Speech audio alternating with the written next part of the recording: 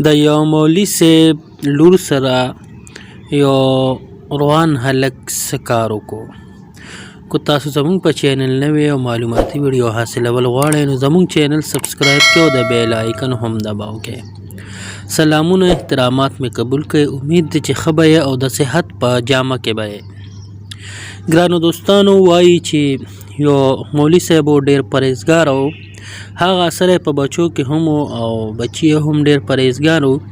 د هغه یو پیغله لور وه چې هغه به د سبق دپاره کالج ته یا مدرسې ته تله. یو ځل دا خپل کور سره کوزېده چې ناګهانه د دې مخ ښکاره شو، پړونی لر شو چې د کلي یو هلک ولیده چې هغه هلک عام لکه ډېر داسې دیندار نه و، خو د هغه دا خوښه شوه. هو هغه یو سوچ وکړو چې لږه دې پسې زه داسې رشته لېږمه نو دا خو به ماله نه راکوي.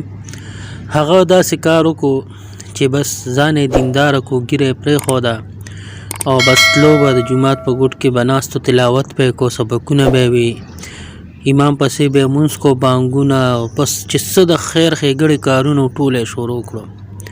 مولوي صاحب هم په نظر کې اخیستو چې دا هلک خو ډېر زیات جوړ پرهیزګاره دی. دې هلک ته پلار وویل چې واده درله کوو. هغه ویل چې داسې د مولانا صاحب لور د هغه راله وکړې. مولانا صاحب نه چې لور وغوښته، مولانا صاحب په دې دغه ورکړه چې بس ظاهري طور باندې دا ډېر دینداره انسان دی. خو چې کله لږ وخت تیر شو د بیا منځونه نه کول، ږیره یې ختمه کړه او د شریعت مکمل نافرماني یې شروع کړه. د ده ښځه چې ډېره دینداره او پاکدامنه وه او یو د ښه کورنۍ تربیت یافته وه، هغې د باندې ډېر زیات کوششونه وکړو. ده ته یې وویل چې د الله بنده د الله د رضا دپاره کوه. خو ده به ورته ډایرک وی چې دا منځونه او دسونه دا خو یو ډرامه وه، ما د زړه نه دي کړی او دا ما صرف ستا حاصلولو دپاره ستا پلار له دوکه ورکړې ده. ډېر دې سره بد هم شو، د دې زندګي ډېره پریشان کون شوه. اخر دا چې یو ځل د هلک داسې لګیا و چې دې ته طلاق ورکړی شو.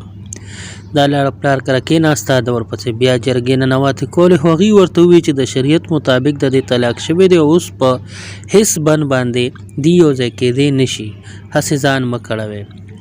دا هلک بیا جادوګر له لاړو او جادوګر ته یې وویل چې داسې کار وکړه چې په دې کور باندې تعویض وکړه او چې دا ښځه ما پسې واپس راشي. هغه ته یې ډېرې پیسو مطالبه وکړه، پیسې ورته ده هم برابر کړې. جادوګر به کار کو،